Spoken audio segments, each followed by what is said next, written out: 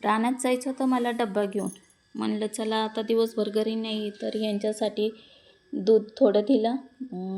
लकीने थोडं पिल्यानंतर बघा आमचा टफी किती समजदार आहे. तिला पहिलं पिऊन देतो आणि नंतरनं तो स्वतः पितो.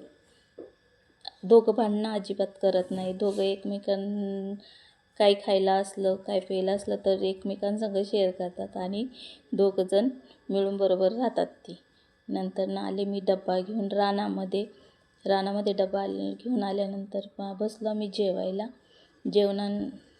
त्यांना तर खूप भूक लागलेली होती. मला फोन करून सांगितलं होतं लवकर डब्बा घेऊन ये म्हणून.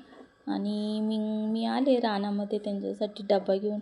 म्हणलं चला आपणही घरी कशाला जेवायचं, रानातच जेवायला. रानामध्ये जेवायला पण खरंच खूप छान वाटतं.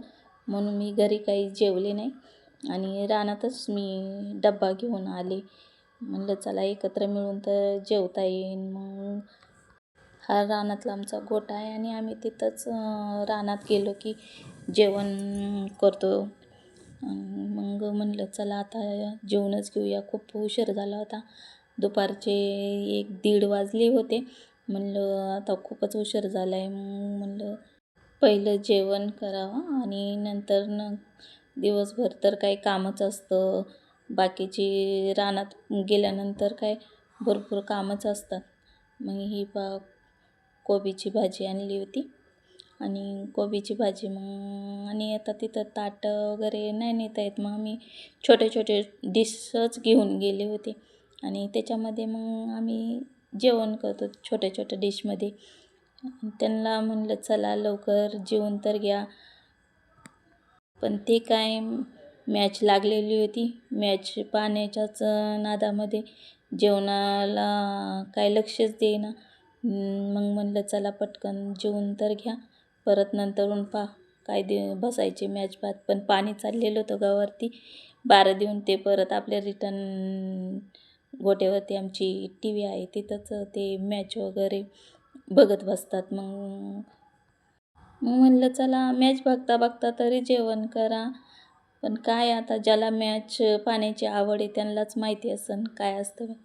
ही चपाती आणलेली होती आणि ही कोबीची भाजी आणि हा मिरचीचा ठेचा. मिरची लसूण तव्यावरती भाजून मस्त खडा मीठ टाकून ठेचा करतात, तो ठेचा होता. आणि हे थंडीसाठी आपले लाडू बनवले. बदाम, काजू, खोबरं, शेंगदाणे, गूळ ह्यांचे ते लाडू मी बनवले. आणि रानामध्ये म्हणलं चला जेवायचे म्हणल्यानंतर कांदा पण आणला होता. रानात जेवायला चालले की मी सगळं सोबत घेते, कांदा वगैरे, कारण तिथं छान वाटतं रानामध्ये बसून जेवायला. आमचं जेवण वगैरे झालं तर मग म्हणलं चला आता भांडी वगैरे ठेवून देऊया आणि नंतर मग चला मग करता येईल रानातली कामं.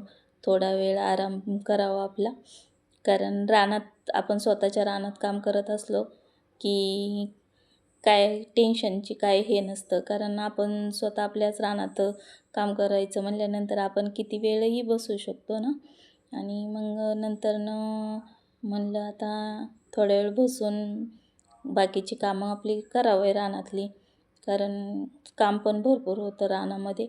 म्हणून मला ते जावं लागलं.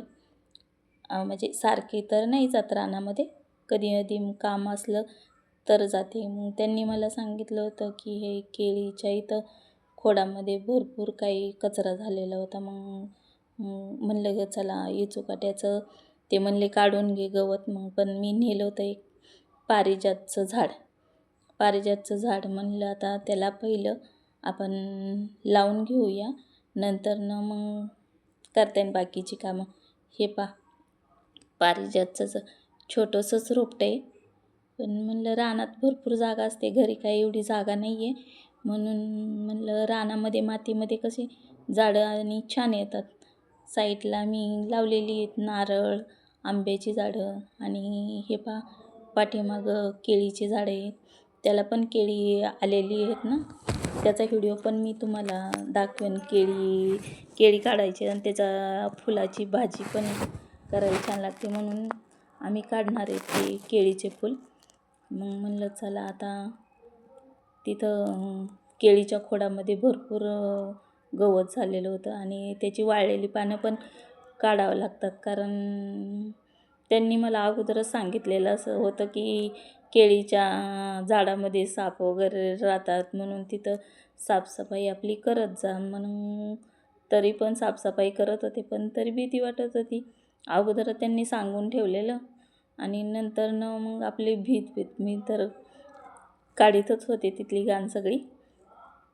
पण अशी भीती दाखवल्यानंतर वाटतेच ना थोडीफार भीती. नंतर मग म्हणलं ते गवतावर पाणी चाललेलं होतं, ते तिकडं पाणीच धरीत होतं. मग म्हणलं हाय इथं जवळचे, काय भिण्याची काय कारण नाही, म्हणून आपली बसले तिथंच. पालापाचोळा सगळा काढून सगळं तिथं स्वच्छ केलं, कारण आपल्यालाच तिथं फिरायला इकडं तिकडं जावं लागतं. पाणी प्यायला तिथूनच मधून जागा आहे, तिथूनच जावं लागतं.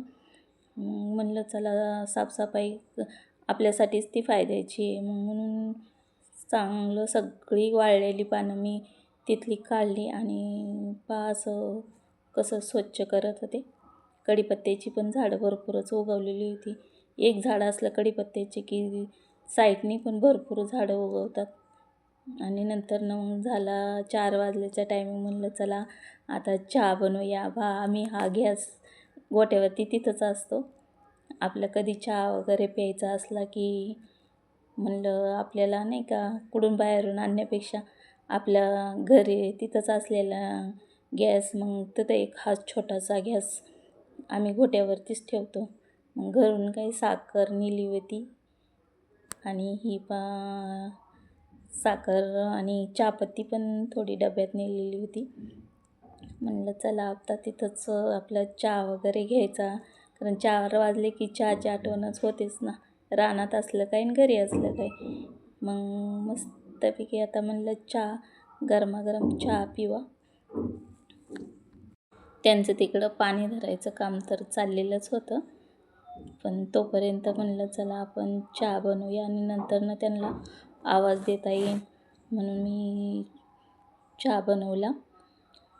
दुधाची पिशवी पण आम्ही तिथूनच दुकानातून येताना संग आणलेली होती. म्हणलं चला चहा आता दुधाचा मस्त स्पेशल चहा करून प्यावा म्हणलं. तोपर्यंत ते काय आलेलेच नव्हते. मग मी काय म्हणलं आता चहा बनवला तर चला आपणच पिऊन घेऊया. आता ते येईनाच लवकर तर काय करणार. मग मी म्हणलं चला आपण पहिल्यांदा थोडा पिऊन पाहूया. तर चहा पिले तर मस्त दुधाचा स्पेशल चहा म्हणल्यानंतर छानच लागला तो. आणि छोटे छोटे कप होते तर थोडाच चहा म्हणलं आता नाही. मग म्हणलं आपण परत एकदा चहा पिवा.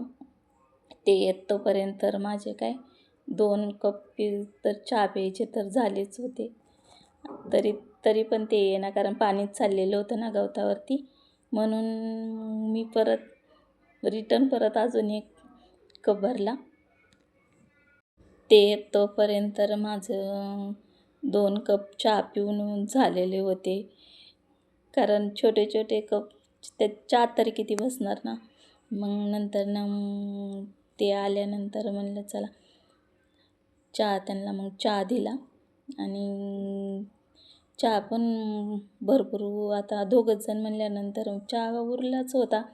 मग तरी त्यांना म्हणलं की घ्या डबल चहा, आता दुसरं आहेच कोणी तर चहा घेण्यासाठी, पण ते नकोच म्हणत होते, कारण त्यांना एवढा चहा नाही लागत, मला लागतो चहा. आणि तरी पण त्यांना दिला बळबळच, म्हणलं पिऊन तर घ्या, आता उरलेला चहा तर काय करणार ना. मग काय त्यांना परत डबल चहा दिला आणि तरी पण अजून चहा उरला होता.